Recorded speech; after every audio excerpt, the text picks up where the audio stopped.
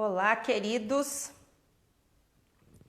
Olá, estamos começando mais uma live. Deixa eu arrumar aqui o meu microfone. Estamos ao vivo. Gabriela Linhares, Brasil, Rio de Janeiro, Niterói. Estamos começando mais uma live. Hoje vamos falar sobre educação, sinônimo de liberdade e democracia.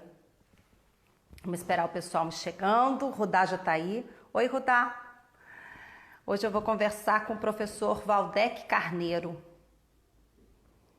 Valdec é deputado estadual, professor do programa de pós-graduação em educação da UF, é mestre, doutor em ciência da educação.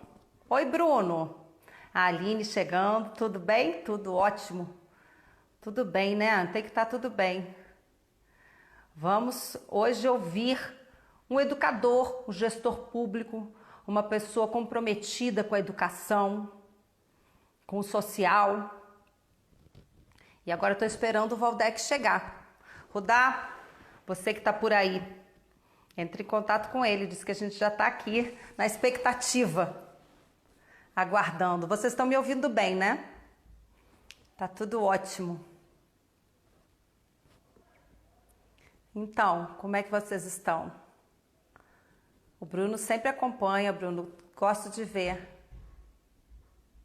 Aninha Costa entrou. Oi, Aninha.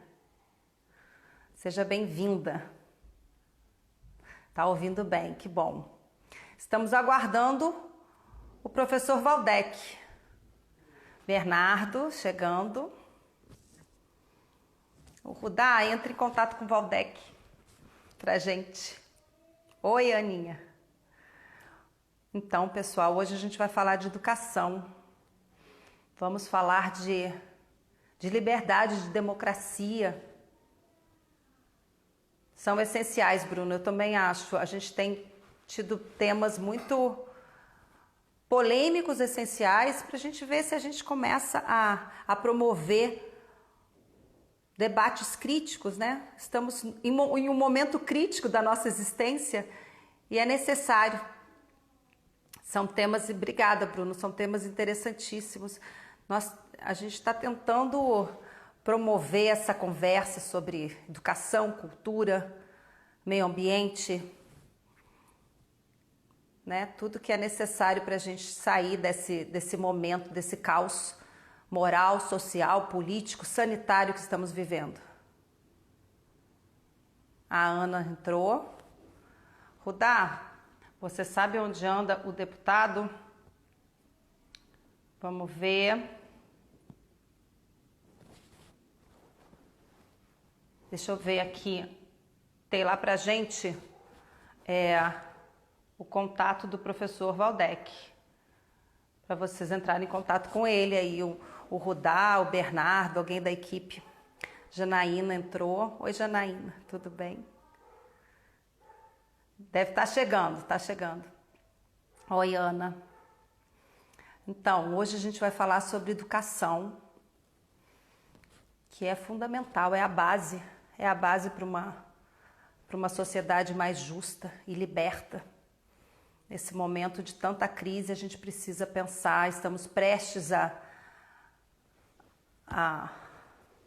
passar por uma nova eleição, a gente precisa ter consciência, não é?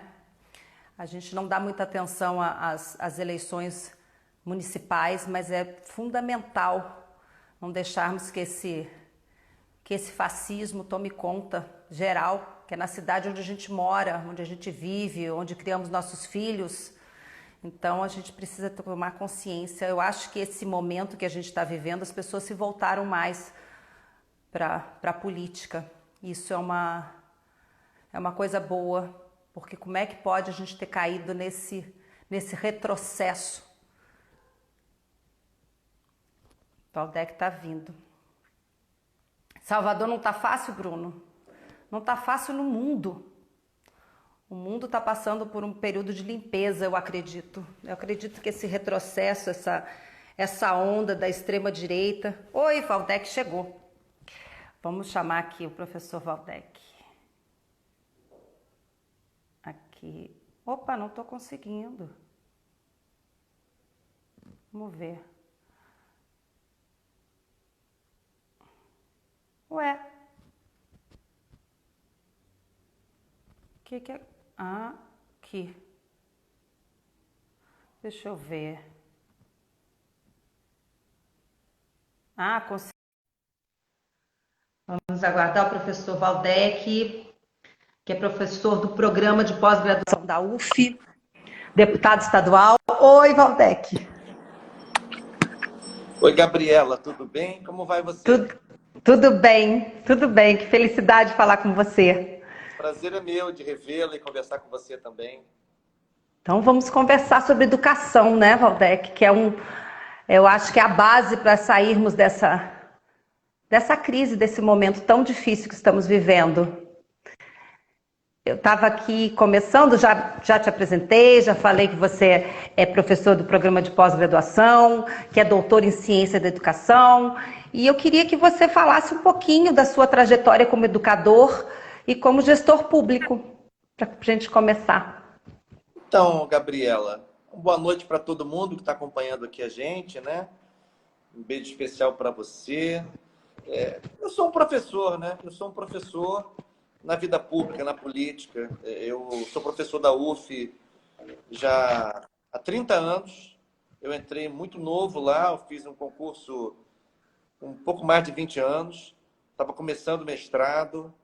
Logo depois da Constituição de 88, né, vieram vários concursos, né, para as universidades federais, estruturando, né, a carreira docente nas universidades federais. Eu fiz um desses concursos. Na verdade, confesso a você que a época eu fiz muito mais na expectativa de ganhar alguma experiência para mais adiante fazer um concurso para valer, mas passei nesse primeiro. E aí, enfim, fiz uma carreira na UF, né, uma carreira acadêmica, que foi interrompida, não a carreira, mas a minha presença na UF durante alguns anos, quando eu saí do Brasil para fazer o doutorado na França, fiquei vários anos lá, voltei ao Brasil, retomei minha carreira na universidade, e aí comecei a me envolver muito com gestão universitária, com a política institucional na universidade, ocupei funções de gestão na UF, eleito pela comunidade acadêmica, e depois acabou completamente fora do meu programa, à época. Eu acabei disputando uma eleição de vereador em Niterói. Eu estava muito radicado em Niterói. Niterói é minha cidade por adoção, né? Eu sou carioca, mas assim, Niterói me abraçou, me acolheu, me deu muitas oportunidades, enfim, e acabou que eu disputei uma eleição em 2004 de vereador, como eu disse para você, completamente fora do programa, e entrei num outro ciclo da minha vida pública. Eu já estava na vida pública, como professor de universidade pública, como gestor numa universidade pública, e acabei me envolvendo na vida pública nessa dimensão, digamos, mais eleitoral, enfim. Então, aí fiz eu tive 3 mandatos de vereador em Niterói, foram ao todo 10 anos como vereador na cidade, mas desses 10 anos eu fiquei uns 5 anos e meio licenciado, porque durante um período eu fui secretário de Educação no governo do Godofredo, né? Entre 2005 e 2008, e entre 2013 e 2014 eu fui secretário de Educação também de Ciência e Tecnologia do Rodrigo. Então, desses 10 anos com o mandato de vereador, foi a metade do tempo como vereador, propriamente dito, exercendo o mandato, e a outra metade contribuindo na gestão da educação municipal. E aí, a partir de 2015, eu sim, me tornei deputado estadual, estou na minha segunda legislatura como deputado, mas mantenho a minha atividade acadêmica na UF, eu tenho um grupo de pesquisa que eu mantenho, os orientandos de mestrado, doutorado. Agora há pouco mesmo, acabou a sessão plenária, eu estava fechando o planejamento da atividade que nós vamos fazer na sexta-feira, porque tem uma mestranda que vai fazer o exame de qualificação, que vai expor o seu projeto, e depois nós vamos discutir um texto sobre a política educacional no governo Temer e Bolsonaro. Enfim, então tem uma atividade acadêmica que eu não paro. Eu só me sinto travado porque a lei me proíbe. A lei é uma violência, eu acho. A lei me proíbe de manter a minha atividade docente na UF. Enquanto eu for deputado, eu sou obrigado por lei a me licenciar da UF, uma licença compulsória. Então, eu dou aula, eu dou algum curso avulso que os colegas me chamam para dar, mas eu não posso assumir uma disciplina que a lei me proíbe. Eu até compreenderia se fosse assim no ano eleitoral, mas assim, o tempo todo de duração do mandato, eu acho que é uma violência. Eu sinto muita falta do magistério cotidiano. Eu lecionei quando era vereador, eu lecionei quando era secretário, enfim, então isso me faz falta no dia a dia. Que maravilha. Professor, eu vou lhe chamar de professor, que eu acho um título muito honroso. É o meu principal Posso? título. É o meu Eu principal acho. título. Eu acho lindo. Professor Waldeck, nós estamos no nosso quarto ministro da Educação do governo Bolsonaro e até agora nenhum apresentou nenhuma diretriz para a educação no país. A gente está... O Bolsonaro fez de tudo para manter as aulas durante a pandemia. Agora está em tramitação no Congresso uma PEC que torna o Fundeb permanente e com um aumento maior, né, do governo federal. O governo foi contra isso e, inclusive, queria passar para 2022, deixando um buraco no financiamento à educação 2021. Nós estamos sofrendo várias perseguições, os professores, a universidade, o pensamento subjetivo, as pesquisas acadêmicas. Como é que você está vendo esse período do governo federal na educação e como é que podemos sair dessa fase tão obscura? Então, Gabriela, se você me permitir, eu queria fazer assim uma brevíssima contextualização para que a gente tentemos entender juntos como que nós chegamos nesse ponto assim, que claramente se classifica como um ponto obscuro, como você falou. Nós estamos sob a vigência de obscurantismo quase medieval. Assim, eu até tenho cuidado de falar sobre isso, porque eu tenho respeito por vários pensamentos que foram formulados na Idade Média, entendeu? Mas, de qualquer maneira, só para a gente entender o que está acontecendo.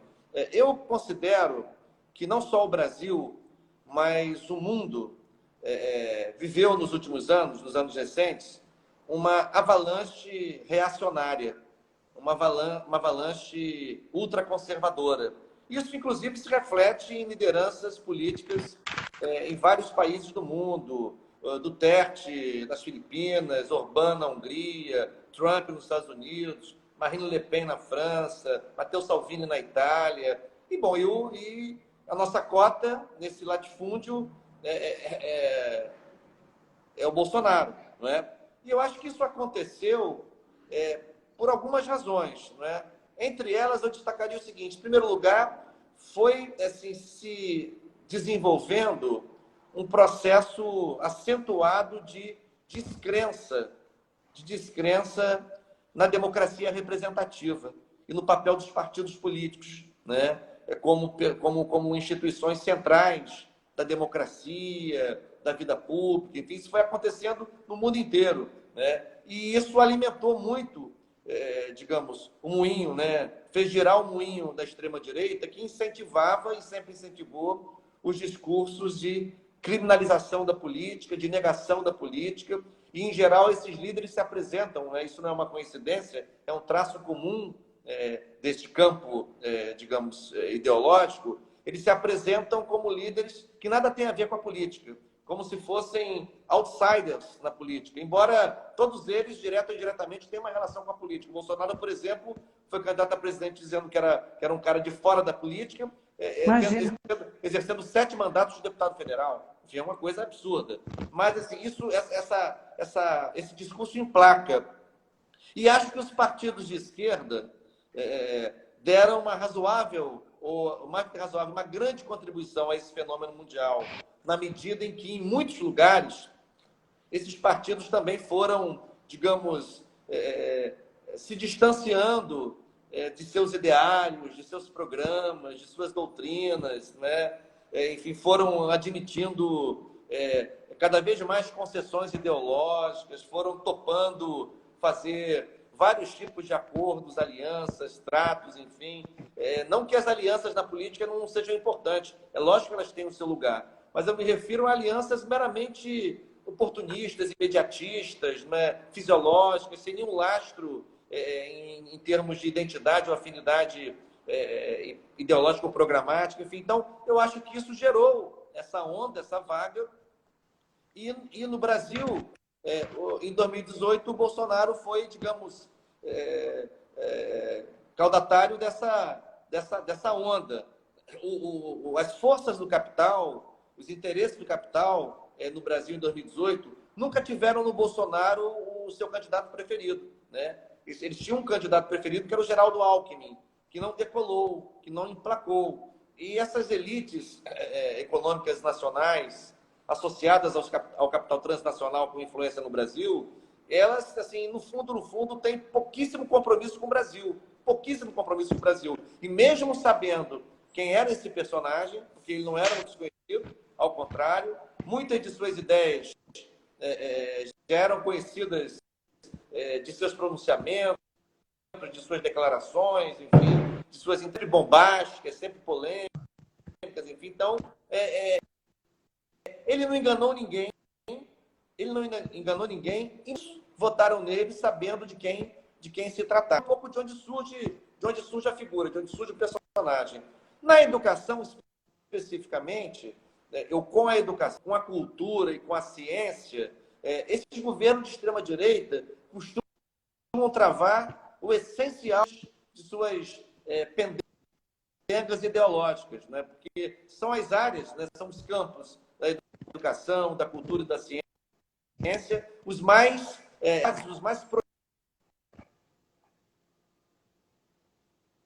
Tá. enfim, intelectual, enfim. Não é por outra razão, a extrema-direita, todos, sem exceção, tem uma implicância, tem um foco nas questões da cultura, da educação e da ciência. E o governo Bolsonaro não é diferente, né? Na pauta específica da educação, para entrar mais diretamente no que você me pergunta, embora essa contextualização, eu acho, são 4 ministros da educação, assim, que são facilmente resumíveis. O primeiro, um colombiano de nascimento que conhecia pouco o Brasil, conhecia pouco a cultura brasileira, se expressava mal em português, não é? Chegou no Ministério da Educação e saiu sem conhecer a Agenda Nacional de Educação, né? Não sabia de se colocar sobre a pauta da educação infantil, não sabia se colocar sobre a pauta da educação profissional, não sabia se colocar sobre a necessidade de ampliarmos a oferta de educação integral no ensino fundamental. Desconhecia tudo isso, né? Mas embora desconhecesse tudo isso, tinha clareza de quem deveria enfrentar, né? De como ele deveria se colocar, contra quem deveria se colocar. Então, começou chegando preocupado em desmontar a referência em Paulo Freire, que não é uma referência da esquerda, não é uma referência do Brasil, é uma referência mundial, né? Onde você anda na área da educação, o pensamento freiriano é levado em conta, não necessariamente para ser seguido como um catecismo, é levado em conta como um pensamento relevante, que merece ser considerado, lido, discutido, criticado, enfim, porque, aliás, a principal homenagem ao autor não é segui-lo cegamente, é colocá-lo em discussão, é colocá-lo em debate, né? Enfim, então, chegou acusando, né, a população brasileira e os jovens de serem desordeiros, que no exterior eram ladrões, agiam de maneira inescrupulosa. Um desastre completo. Mandou filmar professores também, né? Mandou filmar os professores, a perseguição, uma coisa absurda. Absurda. Aliás, essa coisa de filmar professores tem a ver com outro adversário que eles têm a enfrentar, que é o próprio magistério. Eles têm horror ao magistério, eles detestam o magistério. Tanto é assim que esse Vélez Rodrigues, ele nomeou para a coordenação geral de formação de professores do MEC, ninguém mais, ninguém menos que uma advogada, uma recém-formada em Direito na Universidade Estadual de Londrina, no Paraná, cujo trabalho de conclusão de curso era sobre a educação domiciliar, ou seja, sobre assim, a perspectiva de educar as crianças sem escola, sem professores. Esta moça foi ser coordenadora geral de formação de professores do Ministério da Educação, ou seja, isso é um símbolo muito claro. Depois veio o Weintraub, o Abraham Weintraub, né? Aí de uma linha, digamos, um pouco mais orgânica desse núcleo de extrema-direita do governo Bolsonaro, se parecia com o anterior, porque realmente se expressava mal em língua portuguesa, era um desastre em se expressando em língua portuguesa, mas, né, aprofundou os ataques, né, ao campo científico brasileiro, sobretudo às universidades. Ele virou o principal algoz das universidades federais, uma coisa inimaginável. O Ministério da Educação é a entidade pública mantenedora das universidades federais. Ora, o ministro virou o principal desafeto, o principal contendor das universidades federais. Então, uma coisa totalmente de propósito. Depois veio, chegou a ser sem nunca ter sido, né? Ele foi sem nunca ter sido. Foi aquele Carlos Decotelli, né, que passou uma semana depois da sua nomeação, a posse nunca chegou a ter, passou uma semana se explicando sobre plágio da dissertação de mestrado, sobre adulteração do currículo. Uma vergonha, um constrangimento. E, por último, esse Milton Ribeiro, que a gente ouve muito pouco falar sobre ele, mas que já tinha se expressado sobre educação. Ele tem até uma experiência na gestão acadêmica, numa universidade privada presbiteriana, mas assim, ele já tinha se expressado a favor daquilo que eu chamo de uma pedagogia álgica, ou seja, uma pedagogia da dor, porque ele entende que as crianças pequenas devem sofrer dor para aprender, que a dor é útil para a aprendizagem. Enfim, é uma coisa horrível. Ele defendeu publicamente, uma coisa horrível. Enfim, enquanto essa sucessão de aberrações vai rolando no MEC, o governo federal não se interessou em nenhum momento pela discussão de um dos temas mais centrais, se não mais central, da política educacional brasileira para o próximo período, que é justamente o que você pontuou, a discussão sobre o novo fundo de financiamento da educação básica, o novo Fundeb. O governo não entrou nesse debate, por incrível que pareça. Aliás, os ministros não tocavam nesse assunto, né? O ministro da Educação, esse que entrou agora por último, Milton Ribeiro, ele entrou na... Caiu. Não dá para ouvir. Inacreditável. Pois é. Tá ouvindo? Picotou. Não, Tá ouvindo? você estava falando do último. Parou quando você estava falando a semana que o último ministro entrou. Agora eu tô. Então, na semana que ele entrou, esse Milton Ribeiro, foi a semana que antecedeu a votação do Fundeb. Ele não disse uma palavra sobre o Fundeb. Até hoje ninguém sabe o que pensa o ministro da Educação sobre o Fundeb. Mas eles tentaram atrapalhar na votação na Câmara, eles tentaram atrapalhar, não o ministro da Educação, mas a equipe do Paulo Guedes fez tudo para, assim, primeiro não queriam que tivesse Fundeb em 2021. Eu nunca vi isso. O Fundeb hoje representa mais de 60... Caiu de novo. Caiu. O ensino fundamental, o ensino médio, e o ministro Paulo Guedes queria que... Está falhando o áudio, professor. Sabe, né? As redes municipais... Oi? Está falhando o áudio e agora eu não estou... Mas eu não tô... E eu não estou te vendo, eu estou vendo o teto. A Janaína está falando, só está aparecendo os olhos do Valdec. Ah, deu, agora sim. Você está ouvindo agora? Agora eu estou. Está ouvindo? Então, ou seja, Gabriela, é um governo assim, tecnicamente despreparado para gerir a educação, com muito ódio à universidade pública, à educação.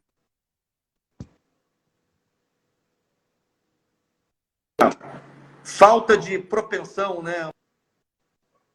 Uma ausência completa de propensão a reconhecer, digamos, o papel da ciência, o conhecimento científico, enfim. Então, eu considero que no Ministério da Educação a gente tem... Aliás, no Ministério da Educação, no Ministério da Ciência e Tecnologia e no Ministério da Cultura... Aliás, o Ministério da Cultura nem existe mais. Na Secretaria de Cultura, nós temos, assim, o essencial, associado também àquele Ministério da Família, das Mulheres, enfim, o essencial do obscurantismo, o essencial do pensamento reacionário do governo Bolsonaro. Enfim, então, o ministro da Ciência e Tecnologia, a gente não sabe por onde anda. É um astronauta que continua vivendo no espaço. Não se pronuncia sobre a política científica, o Ministério da Educação dessa forma. Então, assim, eu considero da vida brasileira, eu espero que você tenha razão. Você estava falando antes de começar, que havendo um processo de depuração, enfim, eu espero muito E a gente também falando sobre educação nesse contexto de fake news. A gente está vivendo uma crise, né, de descredibilidade do conhecimento, as pessoas estão duvidando de tudo, é uma coisa tão absurda, duvidando do conhecimento que está sendo produzido, duvidando da ciência, pessoas que não estão acreditando nessas mudanças climáticas, não acreditando no coronavírus. É uma coisa tão absurda essas notícias que começam a surgir, uns pensamentos de conspiração, assim, é uma coisa que não tem o que dizer. Como é que a gente chegou nisso? Como é que você vê essa descredibilidade do conhecimento, da educação, da ciência? Como é que a gente chegou nesse contexto assim? Essas pessoas acreditando em umas coisas tão absurdas. Então, é preciso talvez entender o tripé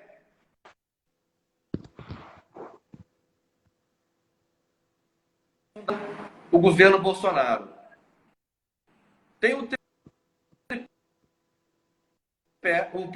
um primeiro eixo desse tripé, que é a estrutura de ódio. Tem assim, representantes extremistas das Forças Armadas, não está no Exército, enfim, então, que cuidam de alimentar a matriz fascista que, por sua vez, se fundamenta em ódio, intolerância e violência. Você tem um segundo eixo, que é o eixo do fundamentalismo, né? Fundamentalismo religioso e também do ponto de vista da moral e dos costumes. E aí você tem uma presença cada vez mais ostensiva de lideranças neopentecostais reacionárias, mas também de outras denominações religiosas, não apenas neopentecostais. E você tem, por exemplo, símbolos, né, desse segundo eixo, como a ministra Damares Alves, né, que representa, por exemplo, esse fundamentalismo na moral e nos costumes. E você tem um terceiro eixo, que é o eixo da negação da soberania, né? É o eixo do entreguismo, é o eixo da subalternização do Brasil, né, aos interesses do capital transnacional. E aí representado principalmente pelo ministro da Economia, Paulo Guedes. Atravessando e sofrendo as repercussões desse triplo eixo, digamos assim, desse tripé, você tem as áreas de educação, de cultura e de ciência, eu volto aqui ao ponto, completamente afetadas, né? A educação eu já citei, você teve um secretário nacional de cultura que, digamos, queria reencarnar no Brasil o Goebbels, né? Uma coisa inconcebível. Ele foi meu...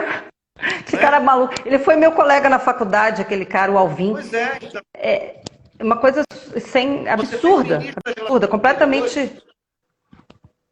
Claro. Você tem o ministro das Relações Exteriores que anuncia ao mundo que o Brasil desconhece as mudanças climáticas que não passam de uma conspiração marxista para fortalecer a China. É uma declaração de um ministro de Estado das Relações Exteriores. É surreal. Você pode imaginar o grau de descrédito do Brasil nos fóruns internacionais? Ele é discípulo do Olavo de Carvalho, né? Acredita que a Terra é plana. É uma coisa... Exatamente. O que é então, isso? Assim, Você tem uma simbiose, então, uma articulação, uma sinergia entre a matriz fascista, autoritária, violenta, odiosa, preconceituosa, intolerante, com o fundamentalismo na moral e nos costumes, com o entreguismo, né?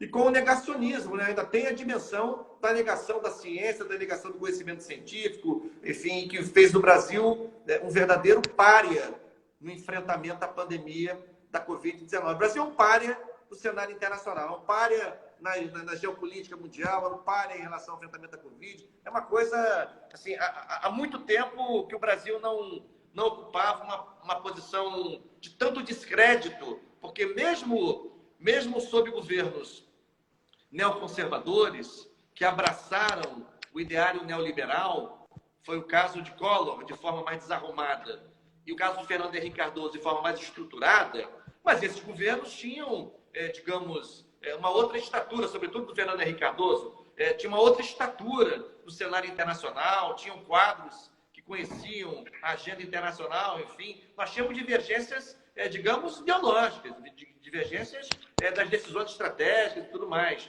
O Brasil ainda esteve com o Fernando Henrique Cardoso muito submetido, não é? Muito ao bloco capitalista principal dos Estados Unidos, ao G8, enfim. O Brasil continuava, naquela época, comendo migalhas em cima da mesa. Que os países ricos deixavam cair, a gente comia por baixo da mesa. Foi diferente dos governos populares, de Lula e Dilma, né? Com suas contradições e seus problemas, mas evidentemente foi diferente. O Brasil assumiu protagonismo internacional, né? Assumiu a liderança de fóruns transnacionais, regionais, enfim. Foi o caso da América Latina, foi o caso dos BRICS, foi o caso da relação com a África, foi o caso da relação dos países da Ásia, enfim. Então o Brasil tomou uma outra dimensão. E hoje nós vivemos uma situação que não é nem de divergência com as posições traduzidas pelos líderes brasileiros nos fóruns internacionais. Nós temos, assim, um constrangimento. Nós temos vergonha. Nós temos uma vergonha de enfiar a cara embaixo da mesa, de tanta vergonha, né, que a representação do Brasil faz nesses fóruns. É inacreditável, a gente não consegue nem vislumbrar. Eu acho que se uma pessoa fosse escrever um roteiro desses, a gente ia dizer, não, isso não tem verossimilhança, não é possível, esses personagens não existem. Nós temos personagens que não existem, é muito absurdo. Professor, você estava falando do governo da Dilma e do Lula, que nós tivemos, assim, grandes avanços, tanto na educação, na saúde. Mas quais foram os principais erros que no final a gente já estava vendo essa onda conservadora já naquelas manifestações contra a Dilma, que começou a vir com muita força? Quais foram os principais erros que deixou assim, as pessoas tão desmotivadas, tão desiludidas? E muita gente apostou no Bolsonaro com ódio do PT. Então, em primeiro lugar, é sempre bom lembrar que aquelas jornadas de junho de 2013, elas não se organizaram inicialmente como manifestações contra o governo. Não foi isso, não é? Isso foi um processo de manietação, né? Aquilo foi reorientado nesse sentido. Eu tenho um exemplo, Gabriela, que eu até publiquei no livro que a gente escreveu, aí, um capítulo que a gente escreveu. A primeira análise do Arnaldo Jabor sobre as manifestações de junho de 2013, a primeira vez que ele fez um comentário, foi um comentário muito crítico, muito duro contra as manifestações, falando que eram manifestações anacrônicas, chamou até de castristas aquelas manifestações. Poucos dias depois, num outro canal, mas do mesmo sistema de comunicação, o mesmo Arnaldo Jabor, foi na CNN, fez uma autocrítica e passou a reconhecer aquelas manifestações como manifestações absolutamente indispensáveis ao Brasil, à democracia e tudo mais, enfim. O que a gente não percebeu naquele momento? Porque hoje a gente analisa, tem textos que a gente estuda, enfim, viramos um pouco profetas do passado, né? Mas naquela época, poucos se deram conta que aquilo era a senha para, assim, um processo digamos, de desvirtuamento e manipulação daqueles atos para que eles se transformassem em atos contra a Dilma, em atos contra o PT. Originalmente não foi isso. Originalmente, você se lembra, foram os 20 centavos da passagem, né? E que era uma questão, inclusive, de política municipal, linhas municipais de ônibus, enfim, tudo mais. Portanto, é significativo entender a guinada que se deu do ponto de vista do redirecionamento das finalidades daquelas manifestações que, aí você tem razão, se tornaram cada vez mais manifestações contra o governo e contra o PT. Não era nem genericamente contra a esquerda, embora a esquerda também fosse criticada ali. Mas elas foram sendo transformadas nisso. E você me pergunta sobre os erros, né? Eu diria o seguinte, o principal erro, na minha opinião, foi um erro na estratégia política, né? Foi na estratégia política. E por que eu digo isso? Porque pouco a pouco, esses governos populares foram se acostumando, foram se ambientando, foram se adaptando, né, a processos de governabilidade baseados, né, digamos, numa maioria liberal, burguesa e conservadora que estava no Congresso Nacional, como segue lá e como está há muito tempo, né? Então, os governos populares de Lula e Dilma, digamos, julgaram que era suficiente construir, né, uma suposta governabilidade nas tratativas políticas convencionais, enfim, e fazendo, digamos, tendo certa negligência com a construção de um outro padrão de governabilidade, com a governabilidade de outro tipo, que é a governabilidade baseada em relações estratégicas e orgânicas com os movimentos da sociedade. Veja, é importante um governo dialogar com o parlamento? É sempre importante, em qualquer esfera, municipal, estadual, federal. É lógico que é preciso e é necessário estabelecer o melhor diálogo possível, né, com o Poder Legislativo. Não tenho dúvida. Aqui quem fala é alguém que tem uma experiência no Legislativo também, né? Foi do Executivo e tem experiência no Legislativo. O que eu quero dizer é o seguinte, isto não basta, isto não é suficiente. É necessário também e fundamentalmente estabelecer relações orgânicas, estratégicas, parcerias políticas duradouras e longevas com os movimentos da sociedade. Porque aí, quando por alguma razão o parlamento liberal burguês conservador faltar, entrar naquele processo de chantagem, de tomar lá da cá, enfim, você tem onde se explorar. Não, tem a sociedade que me apoia, tem os movimentos que estão gritando a favor da minha política, da proposta que eu mandei para o Congresso, é preciso votar porque o povo está querendo. E a gente não cuidou disso.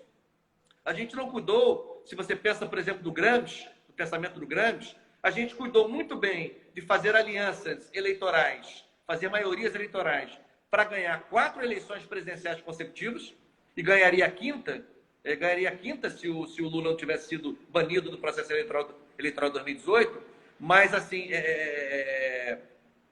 o que é importante, eu não faço pouco caso, eu não acho que seja pouca coisa, ganhar 4 vezes seguidas, fazer maioria eleitoral para ganhar 4 vezes seguidas uma eleição presidencial, eu acho que é uma proeza, mas isso é diferente de ter hegemonia política, totalmente diferente. Uma coisa é formar maioria eleitoral, outra coisa é hegemonizar politicamente a sociedade, o que significa que uma parte expressiva da sociedade passa a desenvolver uma relação de pertencimento, né? Uma relação de pertencimento político e cultural com aquele projeto que está governando. Isso a gente não teve no Brasil. Aí as pessoas falam, mas como é que pode? Pessoas que foram beneficiadas com políticas de inclusão, políticas habitacionais como Minha Casa Minha Vida, política de transferência de renda, não defenderam a Dilma, enfim. Imagina, a responsabilidade não é dessas pessoas. A responsabilidade é de um governo que não cuidou de estruturar, né, uma maioria política, uma governabilidade pautada nos movimentos da sociedade, só no parlamento. E no parlamento deu no que deu, né? A maioria que apoiou o Lula e apoiou a Dilma até um certo momento foi a mesma maioria, com algumas variações, que apoiou o Fernando Henrique Cardoso. Foi a mesma maioria, com algumas variações, que apoia hoje o Bolsonaro, com um pouco mais de variação, que tem mais de extrema-direita no Congresso, na verdade. Mas então, assim, Congresso Nacional há décadas, legislatura para legislatura, formado por maioria liberal, burguesa e conservadora. Então, assim, estruturar a governabilidade apenas nisso é uma operação política de alto risco. E, bom, e a gente viu o que aconteceu. Quem esperava, Gabriela? Quem esperava que o Brasil, que estava completando quase 30 anos da Constituição de 88, fosse voltar a viver novamente um golpe de Estado? Ninguém esperava. Uma coisa absurda. Ninguém esperava. Esse retrocesso ninguém esperava. Professor, como é que a gente sai dessa? Como é que a gente sai desse movimento caótico? Então, Desse... eu acho que a gente sai buscando, lutando para restaurar o Estado Democrático de Direito, em primeiro lugar. Né? O golpe de Estado de 2016 simbolizou uma ruptura importante do Estado Democrático de Direito, inclusive com o silêncio de muita gente. Né? Algumas lideranças progressistas ou aderiram ou ficaram silentes, não disseram palavra, fingiram que era algo abstrato, que não estava acontecendo. Eu acho engraçado, tem algumas lideranças agora querendo se arvorar com as grandes lideranças para enfrentar o bolsonarismo.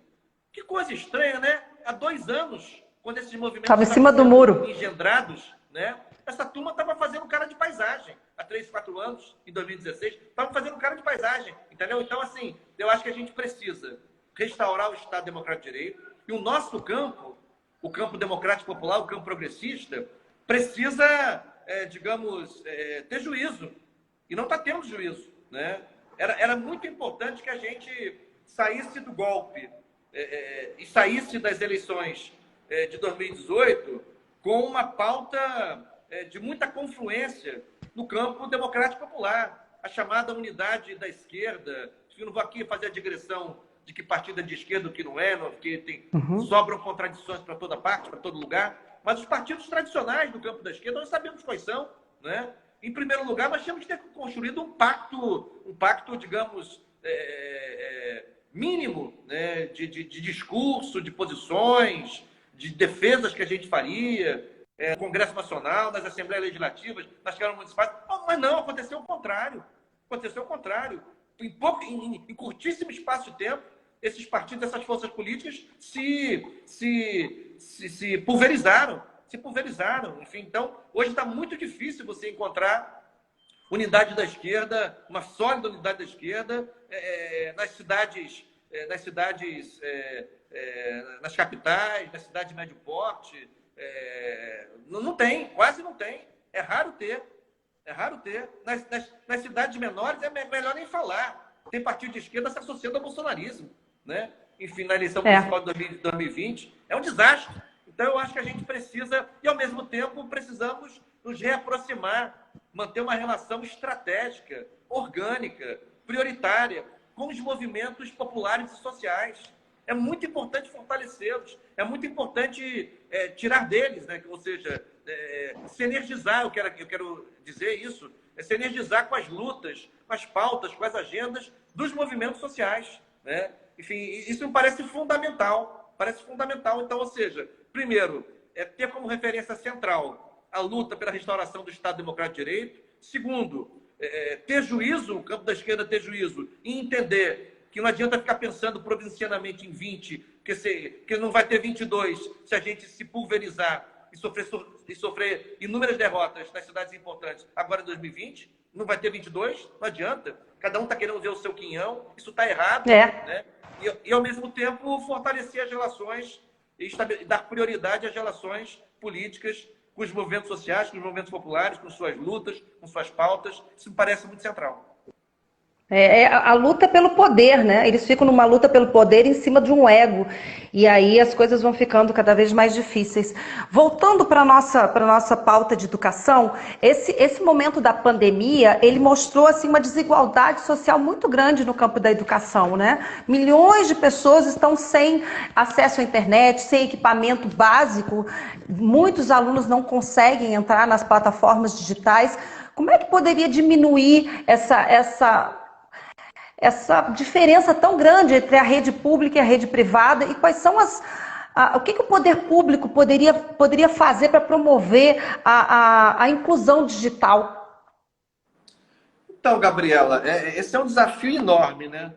Primeiro, é importante destacar que as medidas de isolamento social eram e seguem sendo muito importantes para conter a pandemia no Brasil, que não está contida. A situação do Brasil ainda é muito grave. Não é? Inclusive, não é recomendável o retorno às atividades presenciais, enfim, setores que dependem para funcionar de aglomerações. É o caso da educação, é o caso dos espetáculos artísticos culturais, enfim. A escola, o cotidiano escolar, ele é feito normalmente de aglomerações, em sala de aula, nos laboratórios, nas quadras, enfim, no recreio, na sala de professores, enfim. Então, não há atividade escolar presencial sem aglomeração. É da própria natureza da atividade educativa escolar presencial. Então, assim, em primeiro lugar, destacar essa posição. Eu tenho visto muita gente batendo cabeça, alguns prefeitos por aí batendo cabeça. Da capital, cada dia tem uma visão diferente, o prefeito do Rio. Assim, e é importante lembrar, a decisão sobre o retorno das atividades presenciais no contexto escolar não é uma decisão autocrática do prefeito ou do governador, é uma decisão que deve ser tomada pelas autoridades sanitárias e científicas. Tem que ter essa chancela, porque por mais intencionado, por melhor que seja o governante, essa é uma decisão que ele não toma sozinho, nem deve tomar, nem o secretário de Educação de plantão. É uma decisão que deve ser tomada pelas autoridades sanitárias, chanceladas pelos especialistas da área acadêmica e científica. Isso dito, a pandemia, você tem razão, a pandemia mostrou... na verdade, não foi só na educação, né?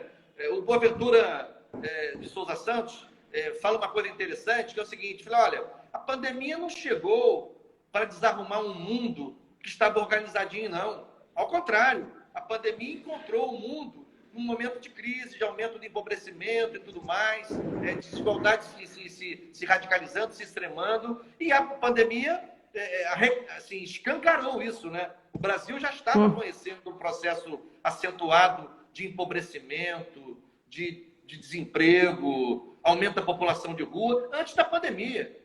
O ministro Paulo Guedes mente descaradamente, é uma vergonha, quando fala que a economia no Brasil estava embicando para cima, mas infelizmente a pandemia conteve crescimento. Não é verdade. A economia brasileira estava em processo depressivo antes da pandemia, tá certo? Então, assim, a pandemia chegou e escancarou as desigualdades e no contexto da escola não foi diferente. Não só entre escolas públicas e particulares, Gabriela. No seio das escolas particulares tem muita diferença. Tem muita diferença. Tem escolas particulares superestruturadas, com muito capital de giro, enfim, e tem escolas particulares pequenas, aliás, são a maioria, com pouquíssima estrutura para funcionar. Estão quebrando, inclusive, né? Fechando. Exatamente. Então, assim, o que me chamou a atenção em relação a esse ponto de início? Não sei se você se lembra, se você observou, mas no início da pandemia, terceira, quarta semana, tinha secretário de Educação falando, não, a gente vai validar essas atividades como parte do ano letivo, mas não pode. As atividades que têm que ser validadas como parte da carga horária letiva anual são aquelas universais, que alcançaram todo mundo.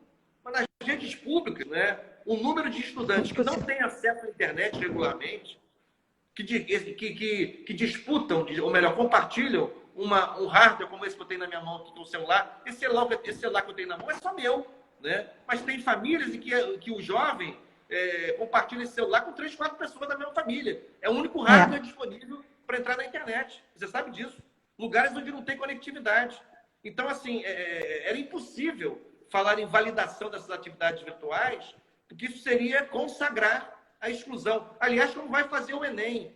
Nós tivemos uma vitória parcial em relação ao Enem, que estava marcado para novembro, e foi adiado para janeiro, mas janeiro não resolve. Também acho.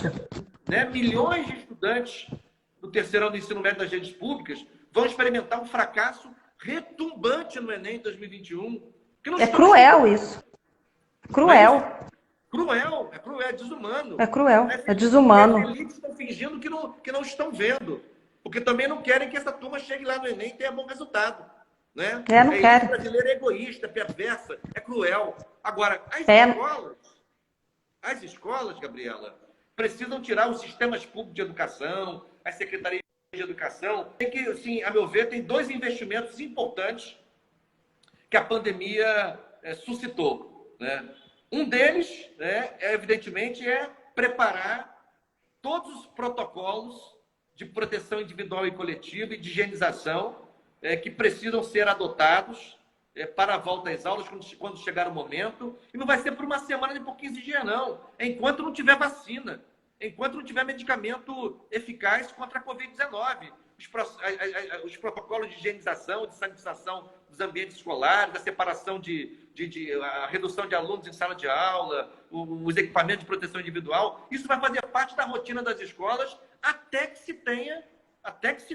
a ciência nos possibilite, né, uma resposta terapêutica, medicamentosa, enfim, eficaz contra a Covid-19. Então, esses investimentos são fundamentais. Outro investimento fundamental, que a gente nem precisava de pandemia para entender, mas agora não é possível que não tenha entendido, é tirar as escolas públicas brasileiras do século XIX em matéria tecnológica. De modo geral, as nossas escolas públicas são verdadeiras carroças tecnológicas.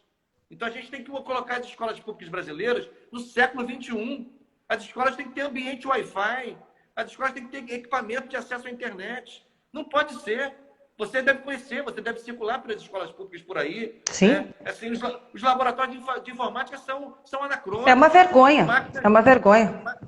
Máquinas dos anos 90. O professor não pode, na sua sala de aula com o seu aluno, fazer uma pesquisa ali usando um ambiente Wi-Fi para identificar um personagem histórico, para entrar num laboratório de ciência e ver um experimento acontecendo. Não pode, porque não tem.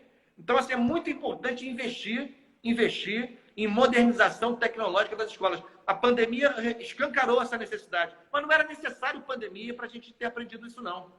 E, ao mesmo tempo, eu acho que a gente precisa, digamos, eu tenho conversado muito com o nosso amigo Axel, que é uma belíssima figura, né? Enfim, e está cada vez mais se mostrando cada vez mais preparado para enfrentar os desafios do futuro. Tenho conversado com ele sobre a importância, no caso de Niterói, de nós termos um programa, uma política pública para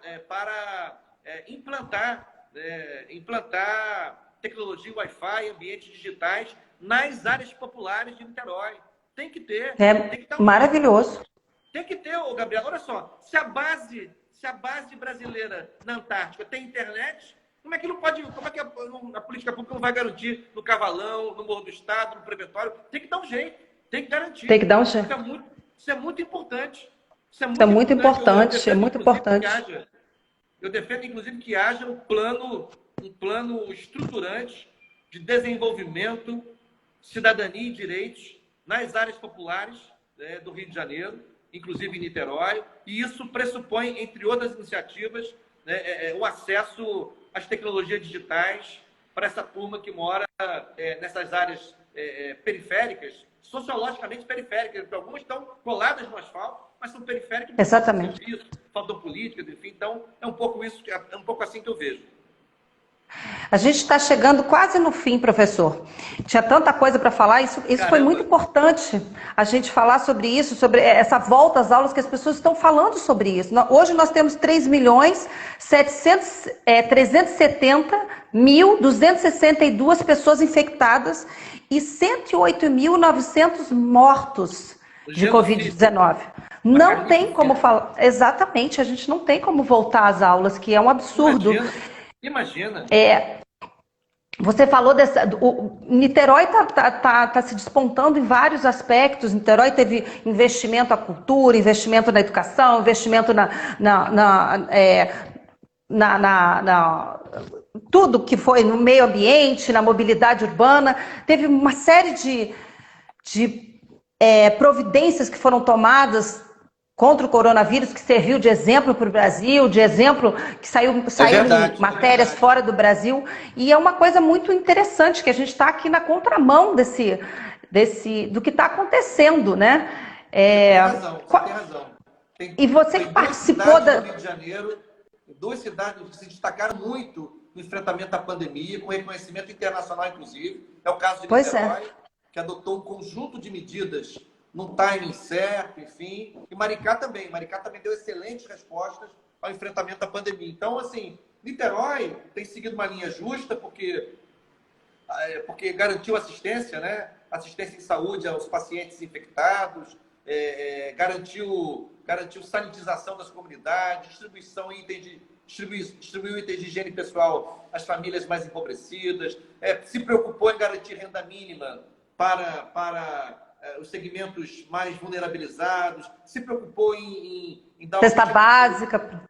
Exatamente, cesta básica para garantir segurança alimentar, se preocupou com as empresas, sobretudo de micro, pequeno e médio porte, para manter, em alguma medida, a economia girando. Então, Niterói adotou um conjunto de medidas muito importantes. E certamente terá sabedoria nessa mesma linha, terá sabedoria para tomar a decisão relacionada à volta às aulas no momento certo. Não é o momento de colocar as nossas comunidades escolares sob risco. Ao contrário, de modo algum. Valdec, a gente está terminando e assim, a gente está vivendo esse momento de grande falência no caos sanitário, político, social, cultural, moral, né? Ataques à cultura, à educação. As manifestações que a gente tem visto, racistas, são de uma crueldade. O que aconteceu com essa menina essa semana, essa menina de 10 anos que foi estuprada e que estava grávida, a desumanidade como foi tratado esse caso, foi uma coisa muito, muito pesada. Então, Mas, Gabriela, você sabe que me chamou a atenção, e certamente chamou a sua atenção também de muita gente, o crime hediondo em si mesmo é uma coisa absurdamente inaceitável, enfim, a menina sendo violada desde os 6 anos de idade, um desastre, crime hediondo, mas também chamou a atenção os fundamentalistas. Exatamente. Em vez de se voltarem contra o agressor, em vez de denunciarem o crime hediondo, em vez de pedirem uma punição exemplar, o mais rigorosa possível para esse animal, não. Violentaram a menina. Ela foi violentada novamente. Exatamente, é inaceitável, incompreensível. Aliás, as redes sociais daquela moça, cujo nome eu não falo para não fazer propaganda, foram derrubadas. Exatamente. Né? Ela tem que ser presa. É uma coisa absolutamente inclassificável. Mas dá um pouco a justa medida do tamanho dos nossos desafios, né? Nós estamos enfrentando uma parcela da população que, se não pensa dessa maneira, e certamente não pensa, mas de alguma maneira adere, de alguma maneira tolera, de alguma maneira sustenta e apoia esse tipo de conduta. Eu quero dizer para você o seguinte, eu acredito muito no povo brasileiro, acredito muito na nossa gente, na nossa criatividade, na nossa irreverência, na nossa inteligência, na nossa capacidade de superação. Eu, sinceramente, desde o início eu acho isso. O fascismo não tem a cara do Brasil. Não tem. Nós somos a turma do alto astral, nós somos a turma da criação, das suas mais diferentes formas de expressão, nós somos uma turma que acolhe as criativas em toda parte. Então, assim, eu acho que é preciso criar as condições políticas para que os movimentos da sociedade nos ajudem, façam chegar certas mensagens às famílias, aos coletivos, os mais variados. É uma luta contra-hegemônica que nós temos que travar e é absolutamente prioritária, porque, na verdade, não é uma mera luta partidária, entenda. Não é uma mera luta eleitoral. São lutas importantes, é claro, mas é muito mais do que isso. É uma luta civilizatória, né? Civilização contra a barbárie. É civilização contra a barbárie.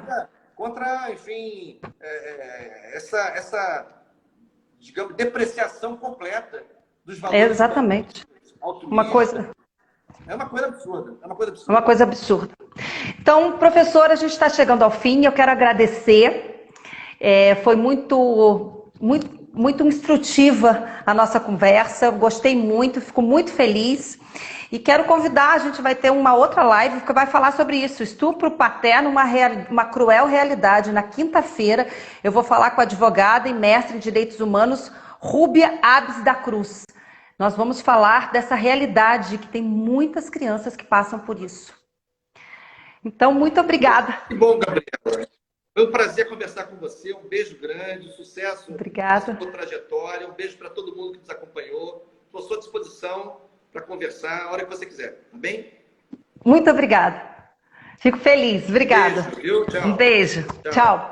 Tchau, gente. Obrigada.